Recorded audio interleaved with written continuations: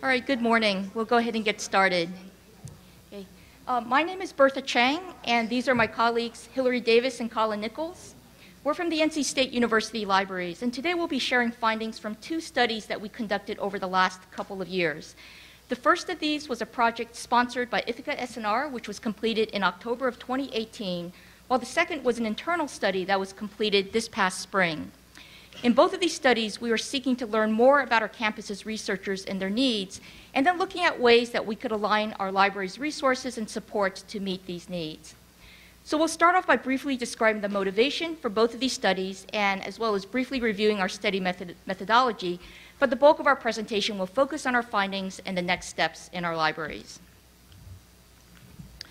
So like other research libraries, one of our organization's primary strategic goals is to align our resources to support our campus's researchers. But what does that mean, and what does that look like? So our librarians and staff are constantly looking for the answer to that question: what do our researchers need? However, we also realize that our researchers themselves are working in a world that is constantly changing, and so the answer to that question is not static, it's evolving itself. So the title of our presentation comes from what the Red Queen taught Alice, that if you want to stay in the same place, it takes all the running you can do, but if you actually want to get somewhere, you must run twice as fast. And so we think that in order for libraries to keep up and to stay relevant, we need to run as hard as we can to keep up with the changes that our researchers are experiencing.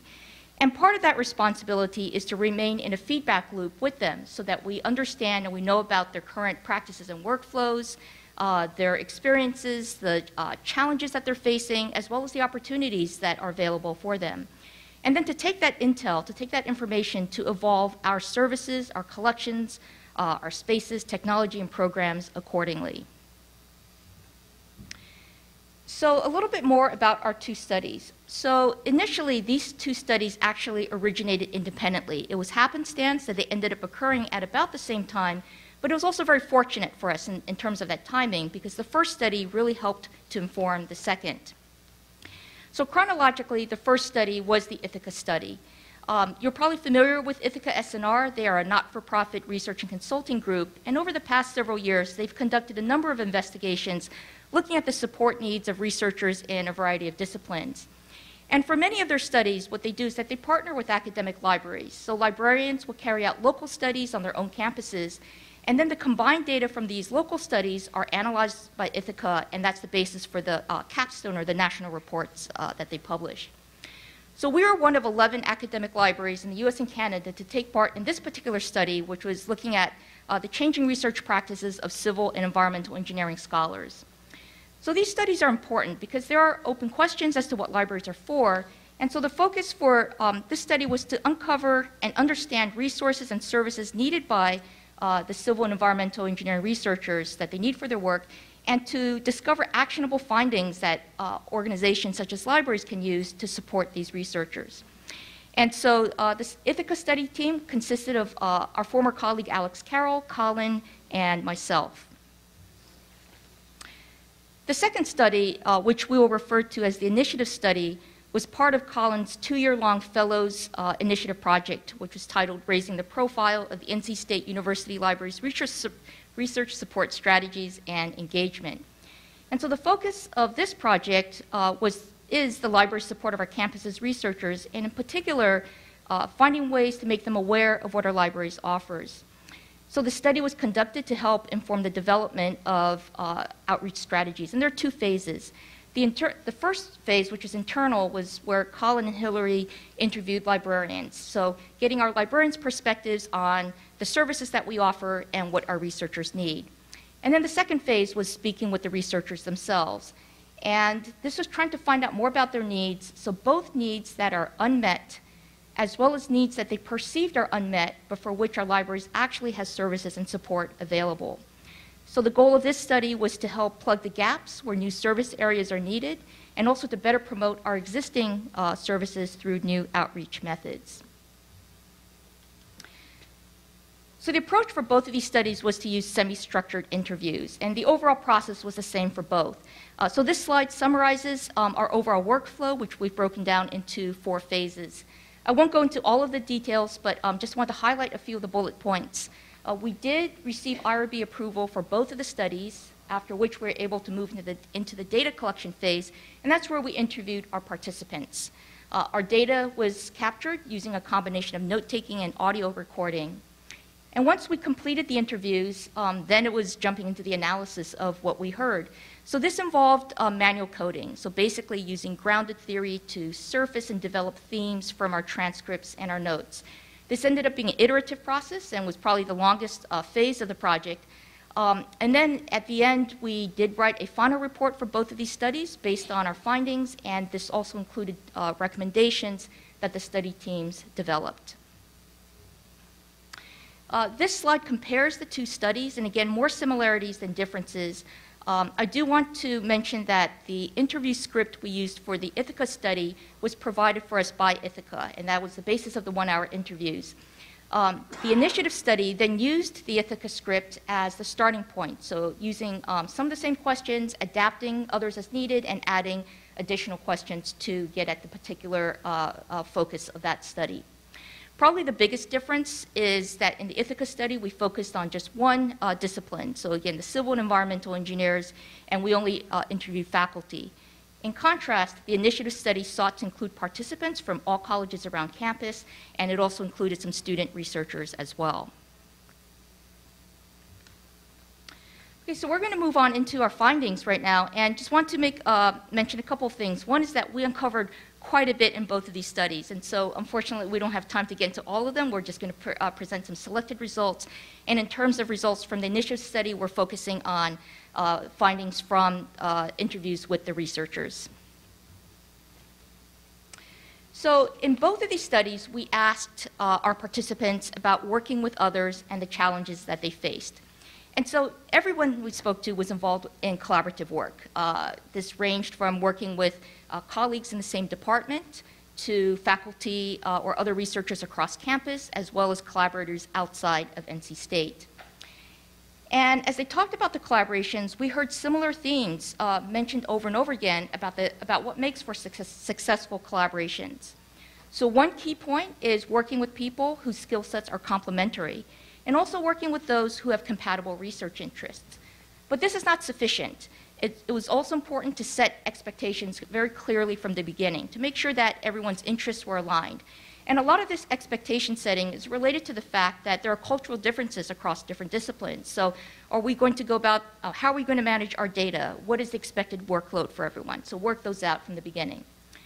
Another really key component was defining roles right up front, especially designating a leader. We heard several times from researchers who talked about very promising collaborations that just fell apart because there was no one leading the work. And some people also mentioned the importance of having a project manager for the collaboration. Dedicated spaces could also be really important, so physical spaces to meet in, as well as virtual spaces to work together with. And so tools such as Trello and GitHub were mentioned repeatedly as being part of that collaborative infrastructure. The challenges that they face also correspond to what makes for successful collaboration. So technology could be great for enabling that collaboration, but also a source of frustration when it doesn't work well. Logistics, something as seemingly simple as scheduling a meeting could be really challenging, especially if the collaborators are across different time zones or even located internationally. And so this is where the role of that project manager can be really important. As one of the participants said, someone whose job is to hunt people down, schedule them, add in buffer time, facilitate communication so that everyone knows what is going on. So a related aspect of collaborative work was interdisciplinary research. And we also found that everyone we spoke to was also engaged in doing interdisciplinary research. In many cases, the research questions they were addressing still fell squarely in the core areas of their original disciplines, but they're borrowing techniques from other areas to help with their work. So for instance, a civil engineer working in construction borrowing techniques from microbiology and computer science and working with colleagues who have expertise in those areas. We also heard fairly often that funders are increasingly favoring interdisciplinary collaboration. So this is also driving some researchers to seek out collaborators from other disciplines. Again, we heard challenges that were similar and echoed again across our participants. One of them was not knowing the language of other disciplines. So this is called the language or the lingo. And so part of that relates to communication with their collaborators, but then also if you don't know the terminology, how do you know the keywords to use to do a literature search? And so they're not able to find the journal articles that they're looking for. Another frustration is finding collaborators. Over and over again, we heard people say, how do I find out who is doing what on our campus? There's no easy way to find out what researchers in other departments are doing. And then finally, for people whose work is extremely interdisciplinary, it was a challenge to find journals that would publish their work. And so one example was an engineering faculty member whose manuscript had a very heavy statistical component, but that manuscript was turned down by 3 engineering journals before it was finally published in a statistics journal. And the reason given by the other 3 journals is, this isn't engineering, this is not a good fit. Another faculty member had a paper with talking about a new interdisciplinary type of technique, and this was sent to 5 journals before it was finally accepted. And again, the other 4 journals were just very unsure of the fit. But once it was published, it got great reviews. It was very widely read. And so this points to a cycle of rejection that some of these researchers face, that it takes so much longer for them to get their work published that if you look at a given period of time, there are fewer publications to show compared to peers whose work might be more mainstream.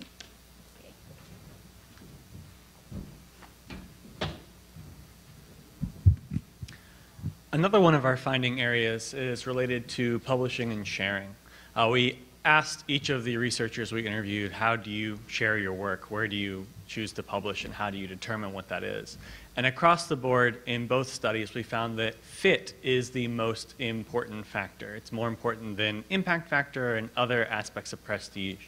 They want to make sure that the audience that they're talking to, that reads that journal, is the audience that should see their research.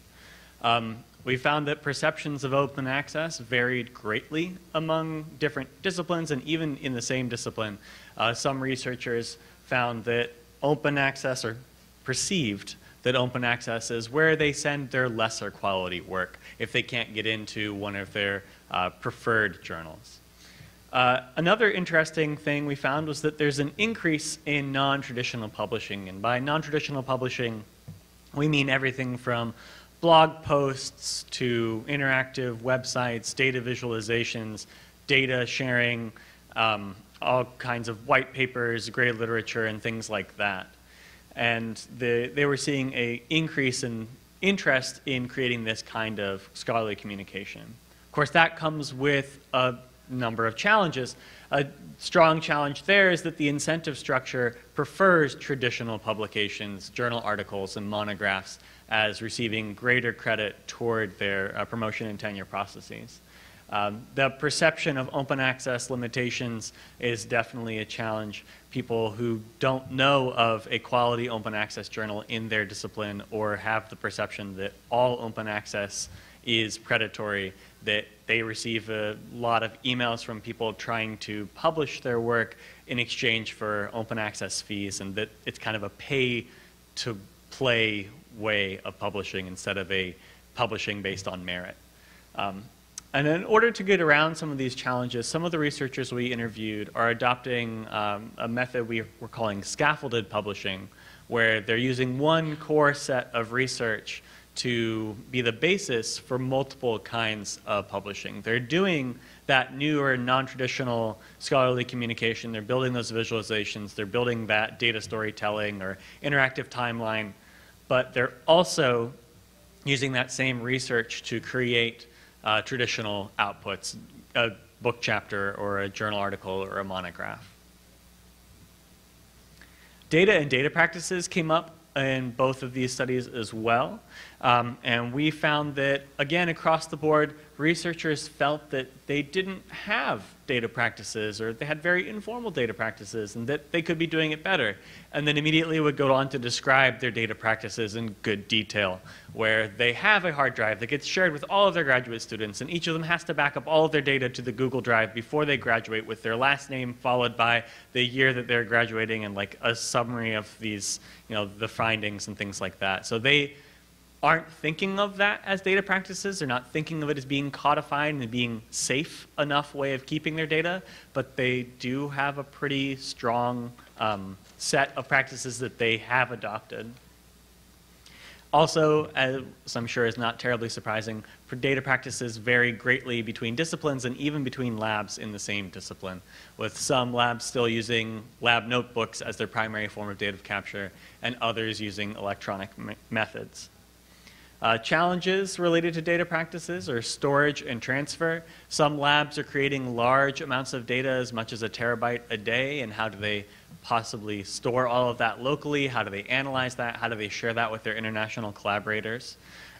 Data analysis is a difficulty, particularly for researchers who are adopting interdisciplinary methods that are grabbing methods from other fields and adapting them to their home discipline. Finding the data expertise that they need to do that analysis can be challenging. For researchers using data sets from others, both finding those data sets can be difficult, and then once finding them, finding the quality to be lacking. Metadata is missing, there are blanks, things that they wish had been gathered that hadn't been gathered. So finding ways to be nimble and work around the data that you can get access to is one way one of our researchers described it as kind of changing your research focus, your research question to fit the data that you can find. So another set of challenges we came across, we organized into different career stages. It's one of the advantages of talking to lots of different people from student to late career faculty is we have the opportunity to look at kind of emblematic challenges for each of those career stages. For the students, it was a feeling of imposter syndrome, or not really being able to contribute, or that their contributions are being as valued as they should be. A quote there is that they need to make themselves more confident and have a way to have older scholars have more faith in their ability as researchers. Early career researchers highlighted having spaces that were not their office, if they have an office, or a shared space, where they can hide and be away from students, where they can work on making that transition from being a postdoc and being a PhD student to being a faculty member.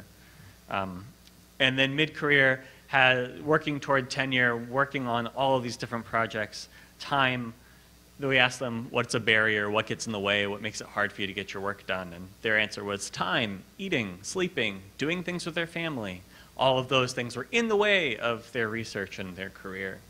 And then late career researchers were reflecting more of the challenges of working in these interdisciplinary and larger groups where they have to find ways to engineer their projects to fit the reality of the people that they're working with. They have to know the limitations of those people. So finding ways to make sure everyone is on top of their assigned deliverables and making sure the project is making progress and being aware that different people work differently.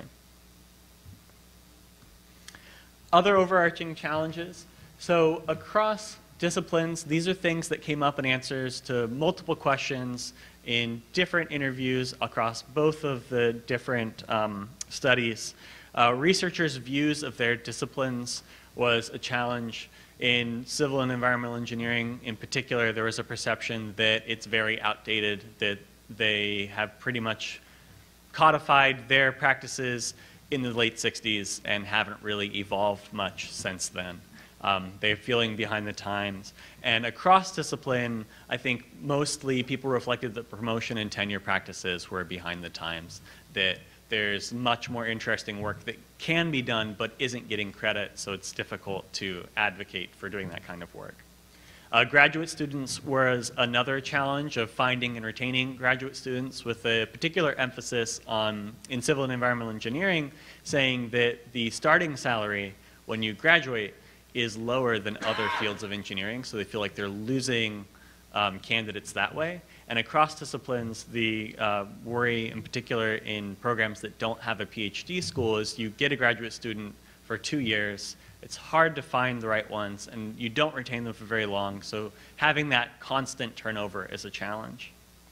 And then finally, information silos is something that a lot of different researchers talked about, how they would have a question that should seemingly have an answer, but they don't know where to find that answer because that answer spans multiple different parts of the university or things like that. And a good example is we had a researcher complain about he had a printer and he wanted to have that printer installed in his office. And you'd think the answer would be like, oh, just ask IT. Well, IT wanted to buy him a printer, and he had to speak to his administrative assistant in his department to figure out if the budget could pay for a printer, and then they had to get the network ports turned on, and that's a campus OIT issue instead of a departmental OIT issue, and that's a smaller example. We had another researcher talking about they had a high school student who wanted to volunteer in their lab over the summer, and if any of you have had to deal with volunteers and insurance, you know that that's a problem. But they didn't realize that was a problem until they talked to their administrative assistant, who talked to their department, who talked to the college, who talked to other groups on campus trying to figure out whether, what the answer would be. And by the time he finally got a solid answer from all these different groups, it was too late, and the student, of course, went back to school in the fall. So finding answers to all of these questions when it spans different groups can be very challenging as well.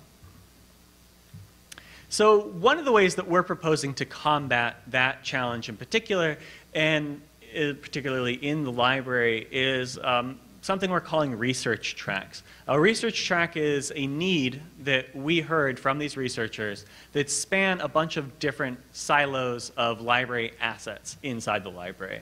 So we're looking at these needs that we heard, and we're trying to pull together all of the different things that the library has to offer that can address that need.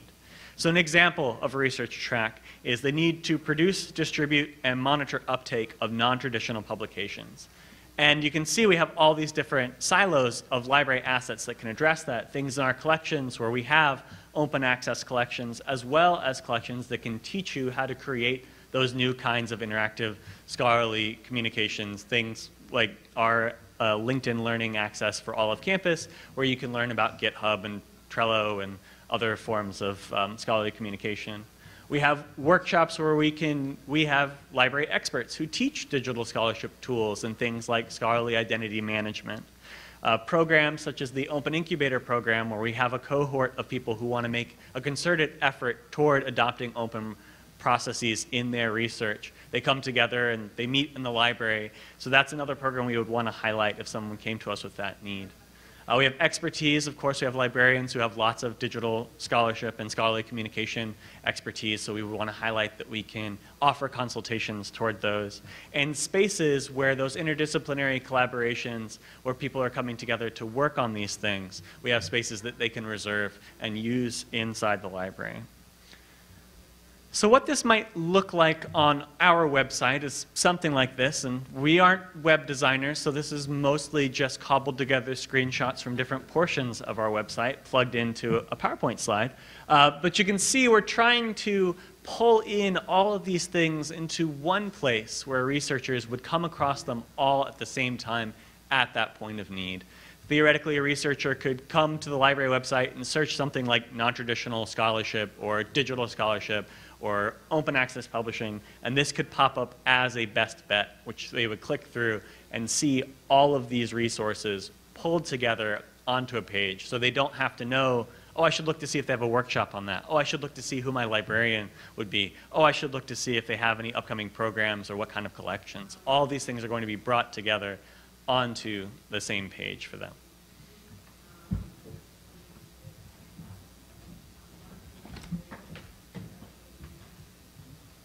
We have a couple of other research tracks that we want to share with you. These are just a few samples of research tracks that came out of our findings from the initiative report, and we'll provide a link to that report at the end. You can have access to everything we've done. It's all open. So here's another research track, and in this case, from the description, as a researcher, I need to capture, edit, store, deliver videos for instruction, and to showcase my research. And again, the illustration here is meant to represent all of the different silos within the library where we offer some level of support, but the researcher is never going to find those things because of the way we're organized. And so for collections, let's say that we have examples of how to showcase research through video through our Jove subscription. We have workshops that are specifically targeted for folks to learn how to take video or capture video and produce it. We have pretty vast tech lending program that includes HD camcorders and tripods and that kind of thing. And we also have experts who can consult with researchers when they're trying to figure out how to create their video abstracts or their instruction videos. And we have spaces, such as in our digital media lab, where they can edit and put the fine touches on their videos. And so here's another mock-up of what we envision this could look like to help expose these collections and spaces and technology and expertise and programs all in one view. Again, as Colin envisioned a researcher searching for, how do I create videos? Hopefully this kind of page would show up as a best bet from their search and would feature specific smiling people and they're, on the side as experts to make that appealing, resources that are part of our collection that would be emblematic of this need, technology that would fit that need, a video or a picture of a media room within our studio, and the specific workshops that are targeted for creating videos, all in one place. And one more research track that came out of our findings from talking with researchers. As a researcher, I need to understand where all the grant support exists on campus. I need to figure out how to find grants, how to write proposals, how to create biosketches, how to think about budgeting, how to make sure I'm in compliance with my funder. And so this is representative of a kind of research track that is not necessarily specific to library assets, but is specific to library assets plus other campus assets from other units. And so the campus does have a lot of expertise, but just like in the library, it's hidden in silos. There is, in fact, a database called the Faculty Central, and it has all kinds of great things about grant support and compliance. The library provides a data management plan review service, which not a lot of people know about. The library also has a broader impacts guide that was created in collaboration with our research office. Not a lot of people know about that. In terms of tools, the library has created a set of tools/services to help researchers beef up their ORCID profiles, which can then be pumped right into their biosketches. Not a lot of people know about that. Spaces, we have some dedicated faculty research spaces that are meant for them to book and use as brainstorming, say for grant proposals, or to sit down and find a quiet space to actually write a grant proposal. We actually have programs that we do in collaboration with other units on campus, such as the faculty writing retreats, in which there are embedded librarians who bring skill sets to provide consultative services on the spot. And again, collections make a lot of sense here because we have all these databases and subscriptions that we pay for that are there for researchers to tap into when they're writing their literature reviews for their grant proposals. Again, these are the types of emblematic problems that we heard from researchers time and again. And here's what we envision a single stopping point would be for these kinds of needs around locating grant-supported NC State people, resources, tools, spaces, programming, or workshops tied together. And in this case, we're integrating elements from other parts of campus as well. So we've shown you a few examples of findings. We've shown you a few examples of research tracks. We're going to jump into how we are planning to carry this work forward from both the Ithaka study as well as from the initiative that Colin and I worked on.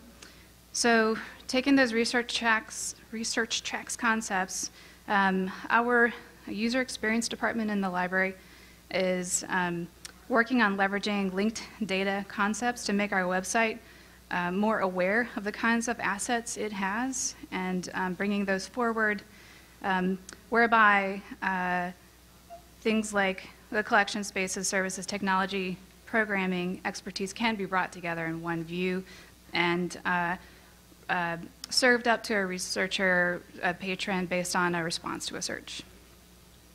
There is an upcoming fellows initiative.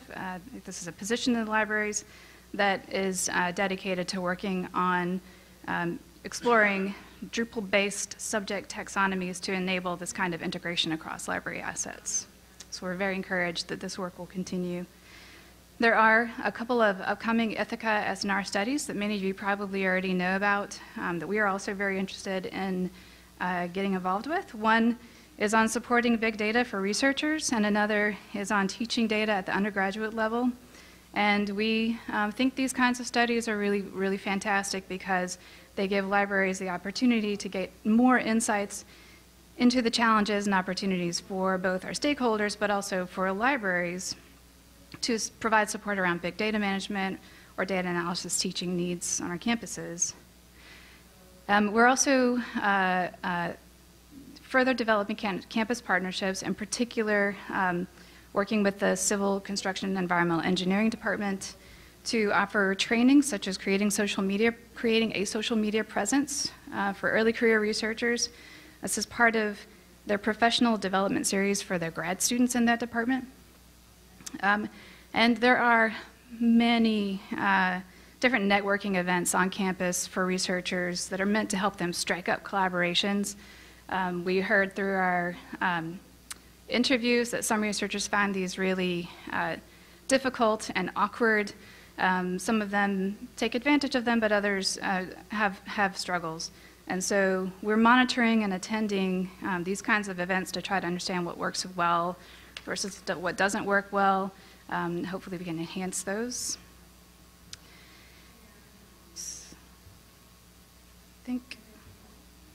Yep. In terms of lessons learned for this process of doing these kind of interviews, Colin and I really benefited by having the initiative work come right on the tail of the Ithaka work, because we were able to take some of those questions, those experiences with coding the interviews, and adapt them as we needed to. We also learned that having two people as interviewers to one interviewee really was helpful, because it enabled us to both keep the conversation moving during an interview with a researcher and take copious notes and grab those really amazing quotes when they said them, and also keep the conversation on track when it was starting to go off the rails. We did find that it was a challenge to enable follow-ups with researchers, especially when the follow-up could have been better done by another subject liaison. The reason why we had to keep the follow-ups just to me and Colin, or just to Bertha and her team, were that these researchers were meant to be anonymous via our IRB. We also learned that the coding aspect, coding all of these interviews, all these transcripts, took way more time than we expected. That was part of our learning process and something we'll definitely take into account as we proceed to do other kinds of studies like this. Let's see, and even with the best intentions, some questions we found that we asked during these interviews just were real duds. It did not work, and we found that we just skipped them over and over again. We learned a lot about what kinds of questions worked and didn't work. And then finally, we found that it was really helpful for both us and for the researchers who we talked to have this opportunity to have an open dialogue, an honest dialogue. We want to continue this feedback loop.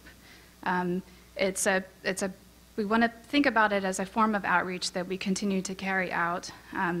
We don't want it to be just a one-time thing, and so we created a little toolkit, so to speak, that has a few questions that were really winners that came through these interviews, and we posted those on our OSF site as well. It's kind of the phase we're in right now is implementation of recommendations from our findings. It's taken a lot of time and effort. For the initiative, Colin and I have been working from June till now and further to get others involved and invested and feeling accountable for implementing our findings and our recommendations. So we're kind of going back to when we started this work. We did a lot of interviews with librarians, as Bertha mentioned, and we're helping folks remember those experiences and saying, like, you were involved early on, and you shared your findings with us. These are the kind of findings we found from researchers. We're trying to keep them engaged in this work. It's an iterative process for us, as I would expect for other organizations that take on this kind of work, to convince your stakeholders that they are now partners in creating solutions to your findings or recommendations. And that might mean that you have to do extra work to craft unique presentations or unique discussions with different audiences. So I think Colin and I, we've done probably 8 different presentations for 8 different audiences so far, with more to come, varying from like a user experience perspective, an IT perspective, a digital libraries perspective, special collections perspective, scholarly communications perspective, faculty perspective. It's been really interesting. Now Colin will wrap it up. So we wanted to share these reports with you. You can see these are the links to read our full reports, both from the Ithaka study as well as our initiative study. And if you really want to go down the rabbit hole, we do have, for our initiative, we practice what we preach. We did open science with all of that, so all of it's on the Open Science Framework website. You can see our link down there at the bottom. On that page, you'll find that researcher toolkit that we created with our kind of best bets questions to continue capturing that data. Our full anonymized data set of our researcher interviews is there, so if you'd like to do your own analysis of that, that's certainly a possibility. Our preprint of our complete report is available there, including all of our recommendations in both the full report as well as an executive summary, and all of the conference and various presentations we've done based on that initiative. So thank you all for coming. Our slides are available here in case you didn't get a chance to get all those URLs, and we'd be glad to answer any questions you might have now.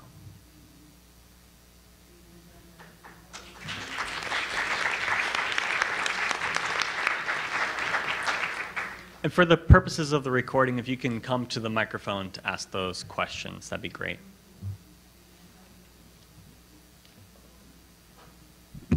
Hi, I'm Kenning Arlich from Montana State University. Thank you for this presentation. This is something that we're working on as well. I have 2 questions. One, Colin, you mentioned that interest in non-traditional publishing is increasing from researchers. I wonder if you can quantify that. How much interest are you seeing? And the second question is, are you doing anything to communicate this up to higher levels in your organization, to take it out to the provost and the VPR for conversations in those arenas? So in answer to your first question, the method that we chose to use, the semi-structured interview method, it doesn't lend itself well to quantifying these kinds of results. We interviewed 22 researchers, and so to say like 12% of researchers we talked to said non-traditional publishing is important wouldn't necessarily be reflective of the population of our university or yours. I will say that it came up a lot, and across multiple disciplines and multiple career stages, they mentioned non-traditional publishing. I don't have that number out of 22. I know that. So given the nature of the research, that's a limitation. This kind of thing could be followed up with some sort of survey, and that has been a follow-on discussion.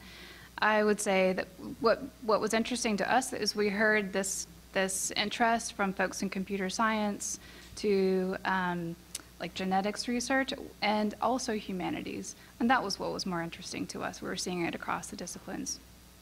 And then your other question was, how are we communicating these findings up to higher administration folks? We're communicating through what we have, the University Library Committee, which is composed of a variety of faculty and graduate students. That's one channel.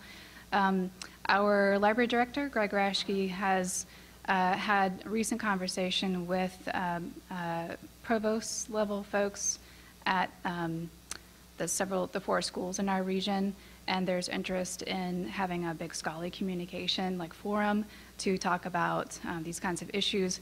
I think what they've really cued in on is promotion and tenure practices and changing those. but the non-traditional publication is certainly a part of that discussion. So to be coming. Thank you. My name is Dave Capel. I'm with Capel Publishing. And I noticed one of the silos that was missing was fundraising. Does the library not take the initiative to raise funds, or do you all just kind of rely on, you know, the alumni office to do it? So you're talking about fundraising from library-directed initiatives? Well, Is that what you're talking about? As you're referring to the research tracks and the little blue triangles as silos? yeah. Yeah. The fundraising, you know, you have GoFundMe. Sure. So there should be a GoFundMe site for I- North Carolina State Libraries. That's totally fair. Our executive director of development would want to talk to you. That's a really great idea. It's an oversight on our part. We're not as directly involved in development or fundraising, and so it's just not part of our worldview, but you bring up a really good point. So thank you.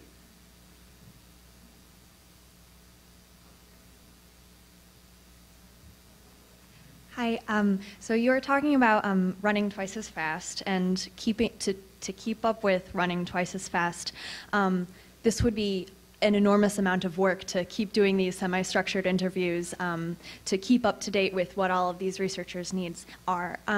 You'd mentioned that this was an iterative process, so could you talk a little bit more about how you would make sure that their researchers' needs were informed and supported?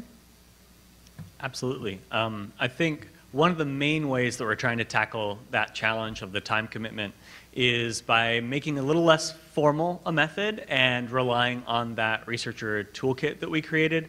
The idea being that our liaisons and our other librarians who are already meeting with research faculty on campus, who are already having conversations, can have these extra questions kind of in their pocket to rely on to keep that conversation fresh. We also saw that same challenge of if we devote a 2-year initiative to a project like this, it makes it a little bit harder to stay on top of everything. So we're trying to find ways to kind of build it into our normal workflow. It's over time, so we want to thank you all for coming and listening and asking questions. We're happy to stick around if you want to talk later or reach out to us anytime. Thank you.